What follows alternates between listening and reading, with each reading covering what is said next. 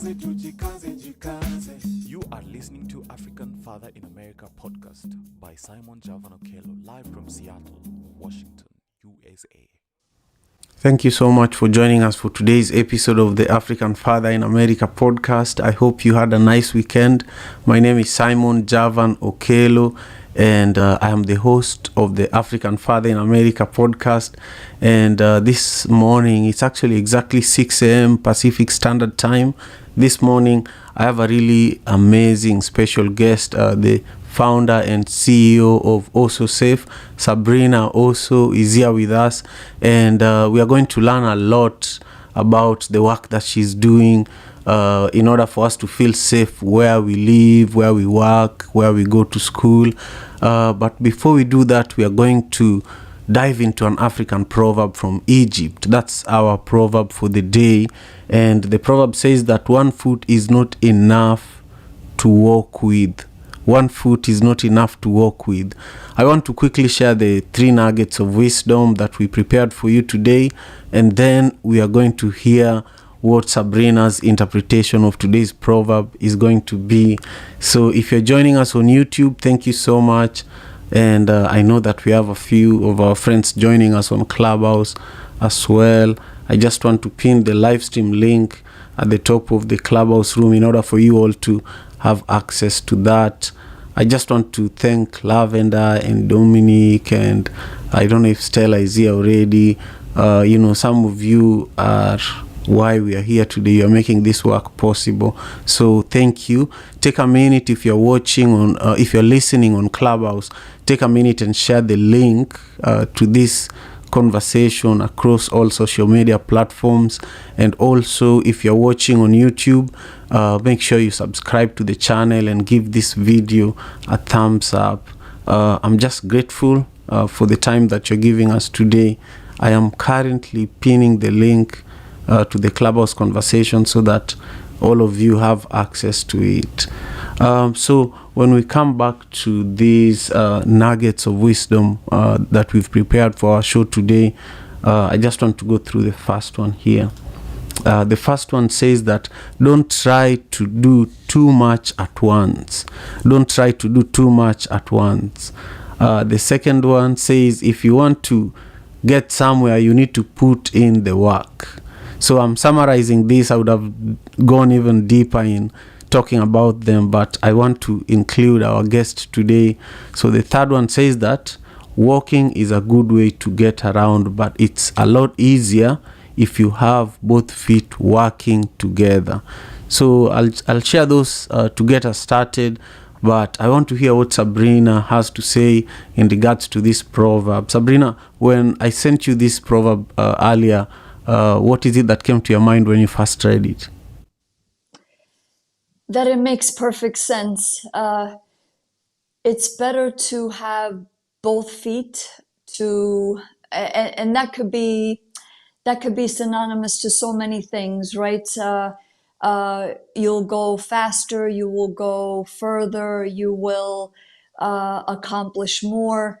I feel like it's saying be committed. Be committed, both feet, and focused.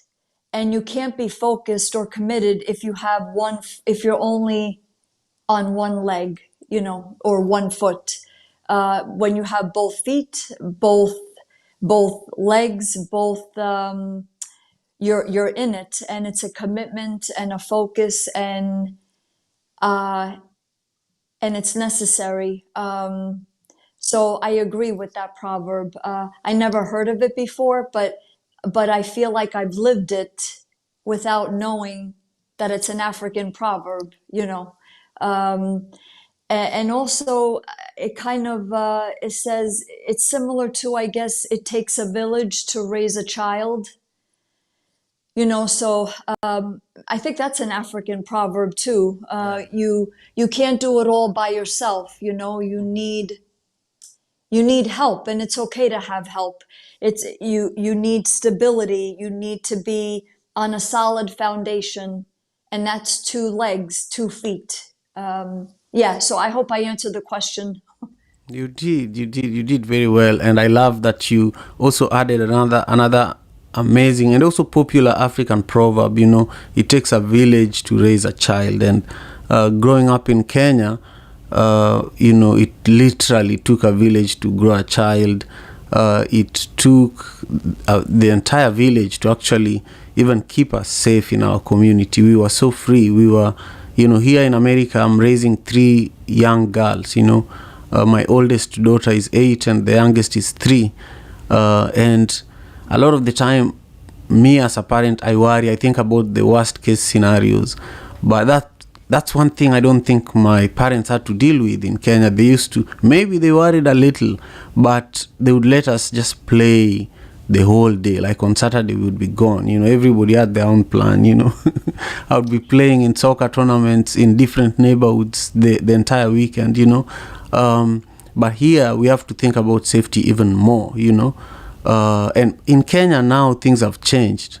Safety is also really, really critical. Things have changed because people are moving away from the rural areas into the villages.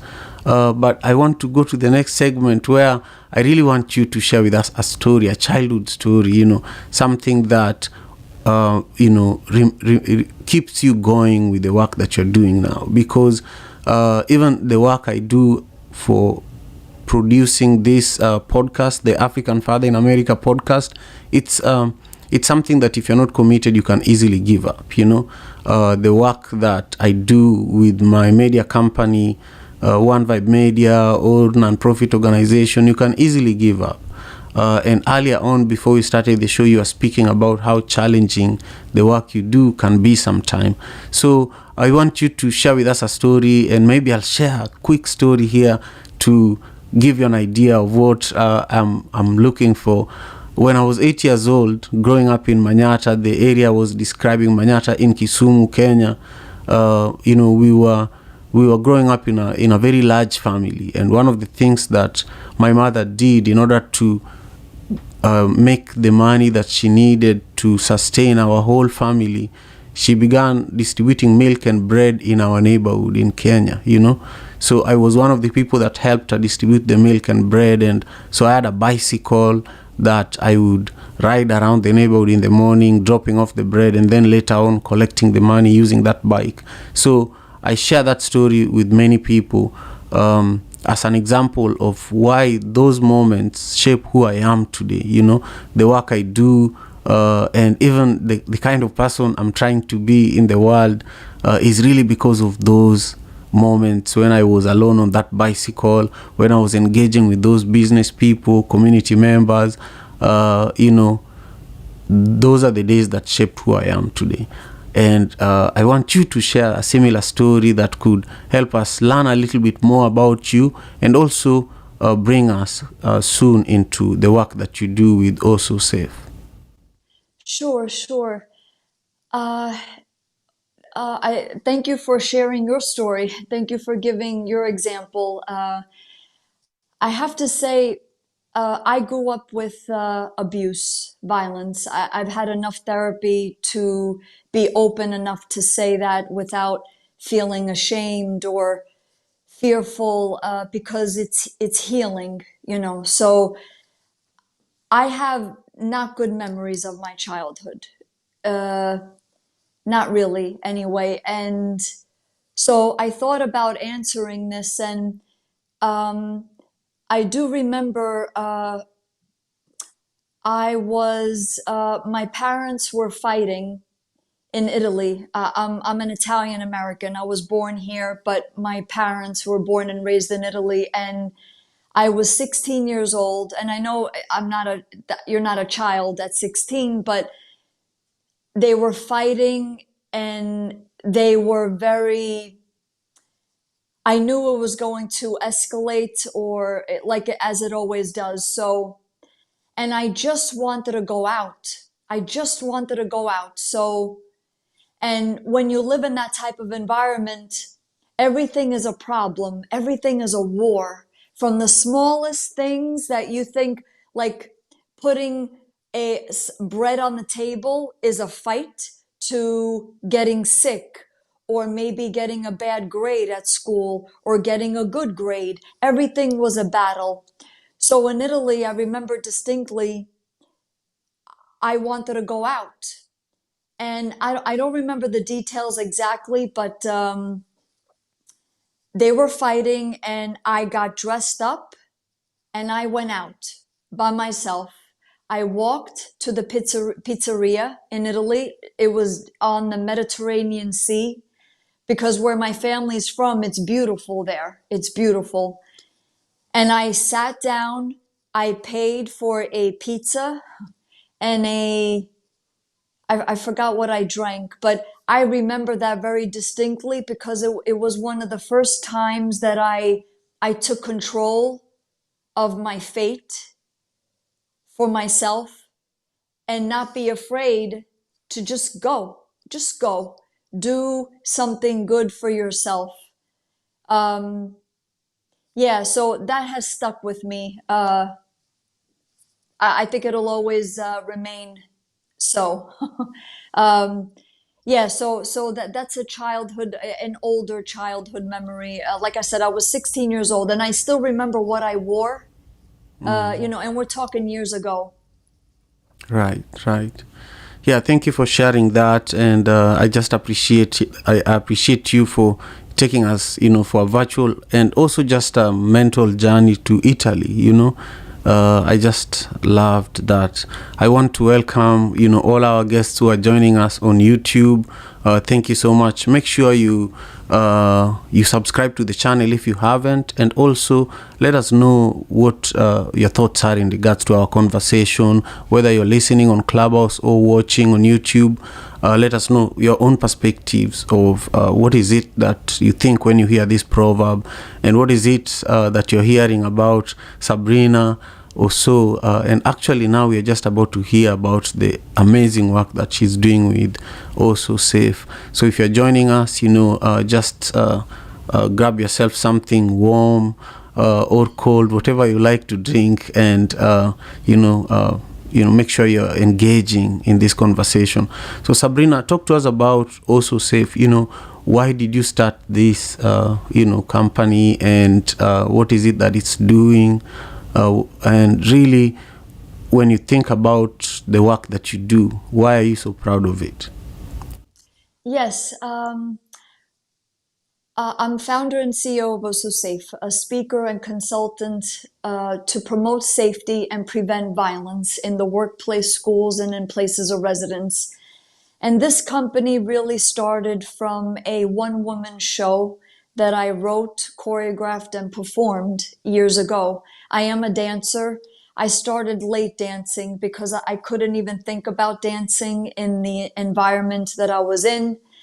But nevertheless, I am a dancer. And I wrote a one-woman show called Home Sweet Home.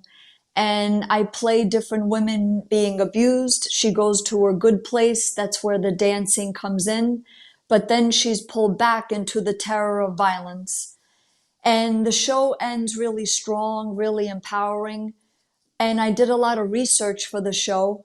And Simon, I couldn't believe the statistics that I was finding, how common this is, unfortunately. Men and women, boys and girls, I would say, And I said to myself, I need to make this into a business, a bona fide business with products and services that would really help people and make a difference. Like I thought back, what did I need growing up? What would have made a difference in my own home? So I want to point out that we're not a charity. We're not a nonprofit. We respect all of the nonprofits that are out there that exist, but we have a very different approach because we are a bona fide company. So that way the problem actually gets resolved. Because then there's urgency there. There's, look, we have to resolve this now. There's too many people suffering, especially children. I should know. I was one of them. So our main focus is three markets, workplaces, schools / universities. But the main focus is real estate, where you live. And if you think about it, all of these episodes of violence occurs in some type of residence, Whether you live in a townhouse, a co-op, a condo, a single-family home, a multi-family dwelling, a two-family home, a villa, a mansion, a mobile home, a senior community, a dormitory, that place of residence should be your sanctuary. It shouldn't be a war zone. When you put the key in your lock, it should feel like you're safe, right? It shouldn't feel like, oh my gosh, what's going to happen now? What do I have to fight now? Am I going to hear my dad beat up my mom or my mom beat up my dad, and so on and so forth? So we said, look, let's make this codified. Let's make safety a required standard condition of residency. What does that mean?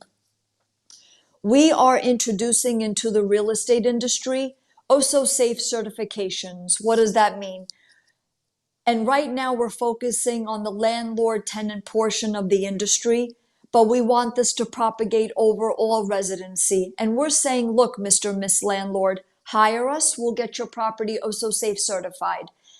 So they purchased the Also Safe Home Sweet Home package. It consists of a policy, a seminar, an app, and therapists assigned to the property. So just to give a brief summation of the four components, the policy basically states, I promise as a resident to not act like a beast, like a barbarian, like a savage. I'm going to promise to practice safety. So that means no verbal, no physical, no sexual abuse with anyone that I live with. So you could live with your wife, your ex-wife, your husband, your ex-husband, your stepchildren, your children, your pets, your grandparents. There's not to be any violence, abuse, chaos, dysfunction. So that's the policy. The seminar, everybody gets educated, Simon, on facts, statistics, warning signs, definitions of abuse, what constitutes a good relationship. So that way there's no excuse. Oh, I didn't know if I pulled my partner's hair, that constitutes abuse. Now you know. The third component is an app, and this app is now being updated, but it's an app that will detect violent-like movements. So that way the landlord gets alerts and says, wow, I just saw you beat the crap out of her in my unit 2, and you just beat the crap out of him in my unit 10. You gotta go. You are evicted. So that way, the rest of the building, the rest of the family structure is safe, and you maintain property reputation, you mitigate liability, your tenants, your residents feel safe. It's a win-win. And then the fourth and final component is that we have therapists assigned to the property. So that way you are required once a month to check in with your therapist. Is everything okay? Do you feel like anything is looming? And just to give an example, let's say your child comes home with bad grades. You know, in an Also Safe certified property, you're not going to beat them. You're not going to verbally disparage them. But maybe you need help in getting to the root of the problem. Maybe your child is getting bullied at school. Maybe the teacher is a problem. Maybe your child is distracted by something else. So we help you with that on a therapy, counseling standpoint. It's part of your residency. All of these components together, Simon, it's preventative versus waiting for an episode of violence to occur. Police show up, bad news travels fast. It's too late almost to do anything. And another very important component about this is that children have a say who they want to live with. So if mom and dad are abusive, mommy and daddy are abusive, both of them, we find out early on in the residency, who do you feel safe with? Now, granted, we are aware that the child could lie. They could say, yeah, I'm safe with mommy and daddy. Meanwhile, daddy is beating them up or mommy is beating them up. But we know at Also Safe that abusers can put their poker face on maybe for a month, a day, a week. their abusive behavior manifests pretty quickly. So then we know, well, this child wants to live with auntie or uncle or grandma, grandpa. That's where they go. They have a say where they want to live way before 18 years old. Waiting until they're 18 is way too late. So these are the components that we are introducing into the real estate industry. And it's like holding you to a higher regard, a higher standard in residency. You live in an OSO safe certified property. Be proud. Be proud, because now safety is a required standard condition of residency. So this is what we're doing at OSO Safe. It's incredible. It's incredible. And also, I just love how passionate you are about it. And I feel that this is something that neighborhood associations need to invest in for their neighborhoods. And even cities. And cities could be also certified, you know. Right, what do you thank think you. about that? That's the goal. Yes, that's the goal. And then after the certifications are done, we put our logo, which is behind me, outside of the property. That way, any pedestrian or vehicle traffic that are looking for a place to live, they know what that means. They say, wow, I would rather live there, because they make safety a first priority, versus somewhere else that, okay, great, I have air conditioning, I have central air, I have heat, hot water, electricity working, but what about safety? So this is raising the bar in residency. So thank you for your positive feedback. Excellent, excellent. Thank you so much, Sabrina. If you are just joining us, this is the African Father in America podcast, and we are broadcasting live on YouTube and also live on Clubhouse. In Clubhouse, we are in the African Father in America club, and you need to be a part of the club. Follow the club. It's the greenhouse at the very top of your phone screen, and then nominate 3 to 5 people to join the club. We are almost at 5,000 members of that club. So it's really, really important that we continue growing that space. Now, I want to open, the floor so that we can just hear a few of our guests here. Sabrina also contribute a comment to you, and also just a little bit about the proverb that we're talking about today. So I'll quickly go to Lavender. Lavender, how are you? Where are you joining us from? And what are your thoughts in regards to my conversation with Sabrina, as well as the proverb that we are discussing today from Egypt? I will share the proverb in a second, but Sabrina, I just want to suggest that if you have a pen and paper, take notes of some of the things that our friends are going to share with us today. The Egyptian proverb we are discussing says that 1 foot is enough. 1 foot is not enough to walk with. Okay, Lavender, how are you? And I'll pass you the mic. Share with us your thoughts, where you are, and any comment to our friend Sabrina. Hello, hi Simon. Hi Sabrina and everyone else in the room with us. There's Lavender speaking from Nairobi, Kenya. Firstly, I'd like to just say that Sabrina's story is very it's absolutely emotional, and I'm sure many of us, if not most, can identify with her sentiments about violence and unsettling environments. And I'm so proud of you, and I'm very inspired, being that you're providing safety, you're looking into ways to make sure people are safe in the environment they work, the environment they live in. It's something that not everyone is doing, not even our local governments, be it the US, the UK, be it Africa. no one is really concerned about the livelihood of the people. So this is quite inspiring.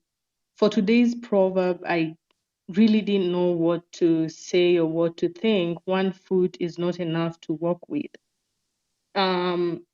This literally is true, because we usually need support anytime any part of your body hurts. You get an extra help to function fully. And also, the other thing that comes to mind is that for us to achieve whatever we want to achieve in life, we always need that extra help, the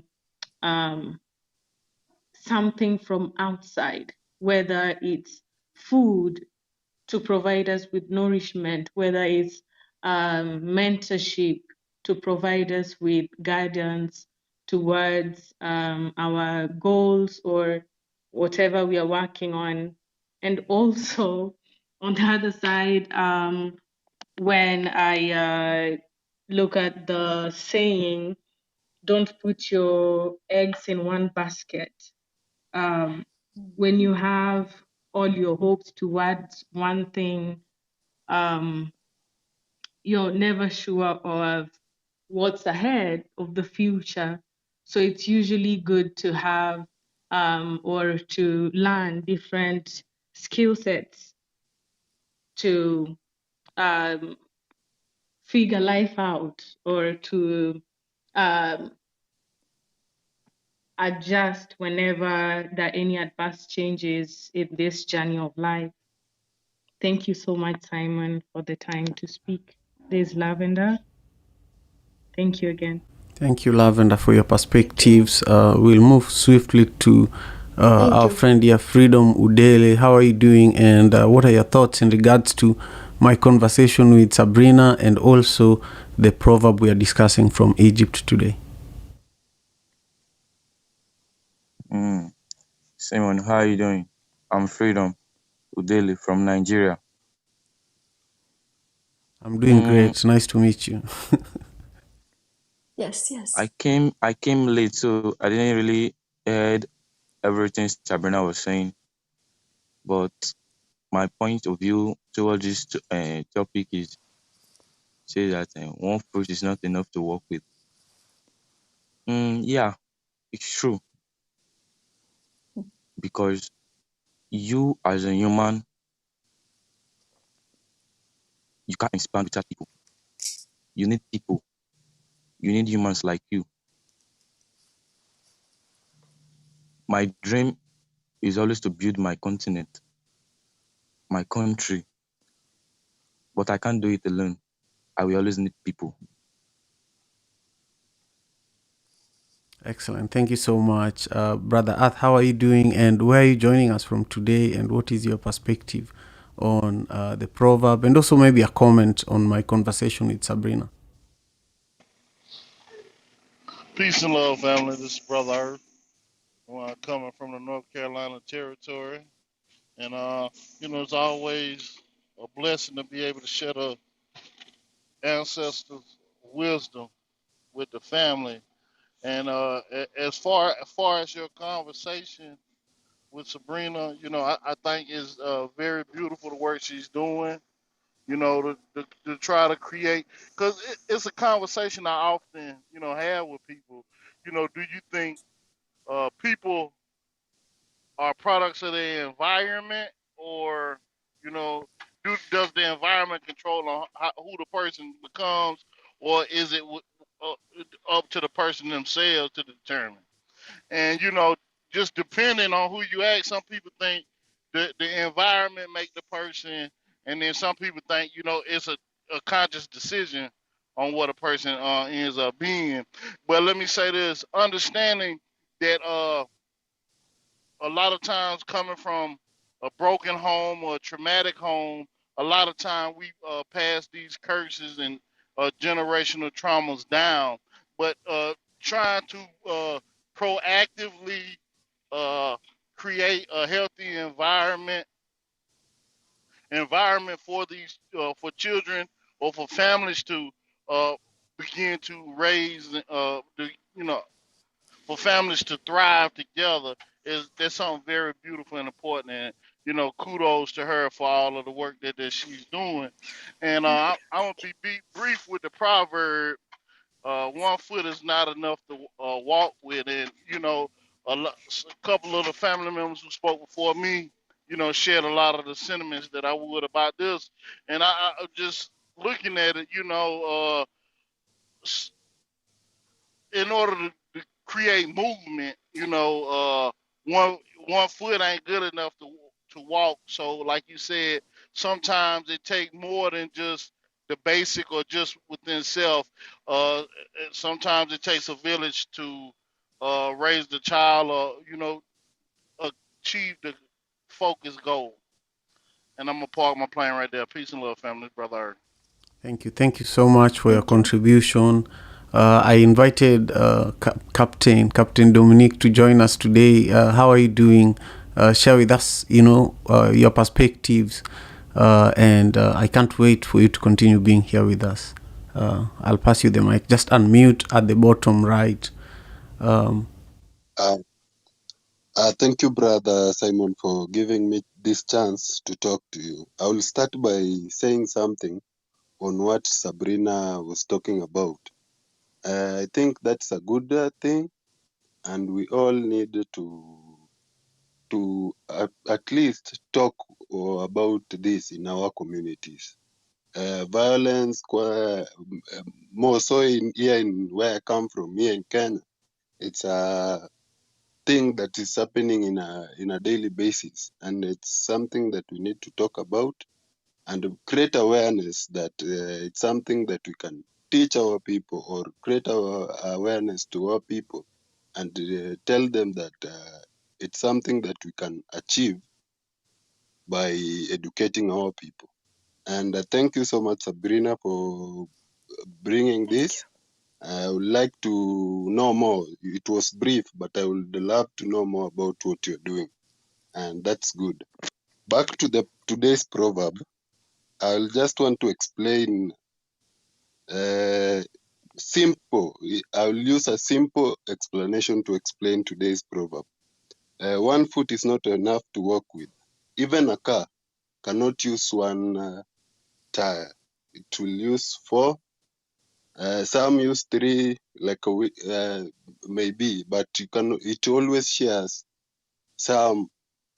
We need to share these things so that we can move forward. Using the tire system or the tire narrative, you can just see that we need each other, like the proverb is saying. Thank you, Simon, for this time. I appreciate you giving me this chance. Excellent. Thank you so much.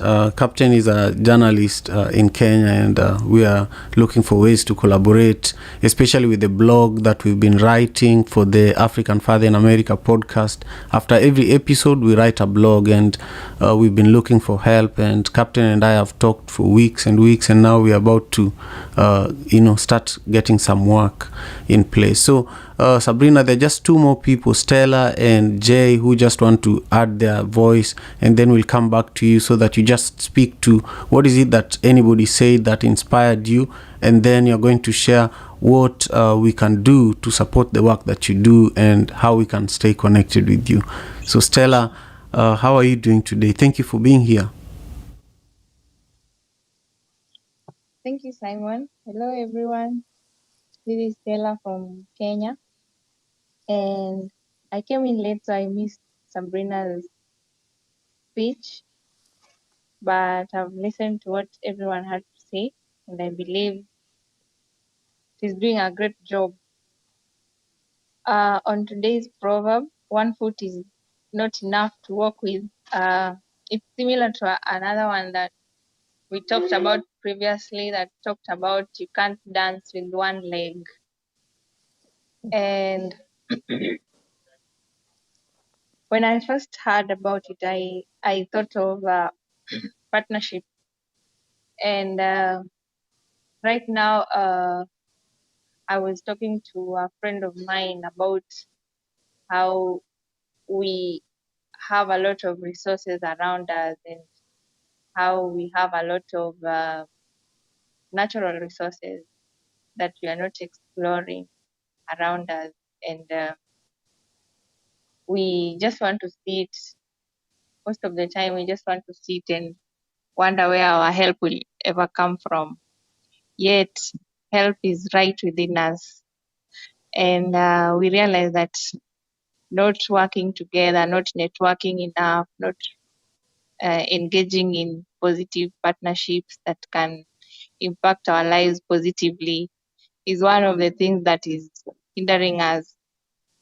So we were just talking about the importance of partnering and having good partnerships to just explore what we have. Like if you look around, we have Lake Victoria around, there's fish, people can partner and have fish cages and keep fish, do fish farming. And we could even end up having those processing plants around Lake Victoria, fish processing plants. And I believe that can only be done if we have good partnerships and come together and work together, so that we don't think that we are not able to achieve anything. Yeah, and that's what I wanted to share today. And thank you. Wonderful. Thank you, Stella. Hey, Jay, how are you doing? And where are you joining us from? And what are your perspectives? I'm joining you from Seattle, and hello, everyone. I will have to listen to the replay so that I can hear what Sabrina shared. But in terms of the proverb, the first thing that came to mind is that the lack of knowledge is crippling, and misinformation and not doing your homework and the lack of an understanding of a situation or circumstances, or relying on sound bites to make major decisions can be crippling. And because now that we're, starting to vote on different initiatives and candidates, if you're just listening to little clips on television, you're just hearing just a little bit about that person, which really isn't sufficient to make a wise choice when you vote. That's extremely problematic. And so you really need to do your homework, you need to do your research. You need to try and have as much information as you can about a candidate or about an issue before you vote, because it can be extremely problematic if you don't. And that's my response to that proverb. Thank you. Excellent. Thank you, Jay. I appreciate you as well. And I want to bring it back to you, Sabrina. What is it that you had that inspired you? And also, after that, share with us how we can stay connected with you and how we can support your work. Sure. Thank you to everybody for your feedback, for calling in, and all of the positive. All of you have been so positive, which is great. I greatly appreciate it. With Oh So Safe, I am proud that we exist, and it's been challenging. But I feel like we are changing people's minds about residency, and this is very good. Especially when it comes to therapy, getting help. Everybody needs help, some sort of help. So there's no shame in that, and we make it a part of residency. So I think that's very important. I just wrote a children's book. In fact, I don't know if you could see, but it's being sold on Amazon and on Barnes and Noble, and I think a couple of other sites. But use it as a tool, whether you're safe at home or not safe at home. I'm very proud of the book. It was published by a great publishing company. I'll have that on all of my social media websites, but it's for children, to give them a voice, that if they're not safe at home, to say who they feel safe with when they're ready. So I'm very proud of Oh So Safe and what we're doing, and I'm hoping that we just go further and further. My website is ohsosafe.com. We could be found on all the major social media platforms: Facebook, LinkedIn, Twitter, Instagram, TikTok. And yeah, we have a lot of information on the website. But I want to say, just because you're a parent, it doesn't give you the right to abuse your child. Safety needs to become a required standard condition of residency. And all of us deserve to be in good relationships. All of us. So, and that's a practice. It's a practice, you know. So yeah, so that would be my closing statements. Beautiful. Thank you. Thank you so much, Sabrina. I really appreciate the time you chose to spend here with us today. And I'm definitely going to follow up with you to learn more, about Also Safe, but also how I can even be more involved. So I appreciate you. All our viewers, thank you. Remember to subscribe to the channel. I really appreciate the support. If you haven't given this video a thumbs up, also do that. I know that we have some amazing friends and contributors who are on Clubhouse, from Lavender all the way to Jay. Thank you so much. Sambaza Podcast, thank you so much for joining us and listening into the show today. With that, we've come to the tail end of our conversation. Sabrina, I thank you so much, and I can't wait to have you on the show in the near future. Thanks a lot. Thank you. Thank you. Okay, take care. Bye. Bye-bye. African Father in America. Tujikaze, tujikaze, jikaze. Tujikaze, tujikaze, jikaze. African Father, tujikaze, jikaze. America. Tujikaze, tujikaze, jikaze. You are listening to African Father in America podcast by Simon Javan Okello, live from Seattle, Washington, USA.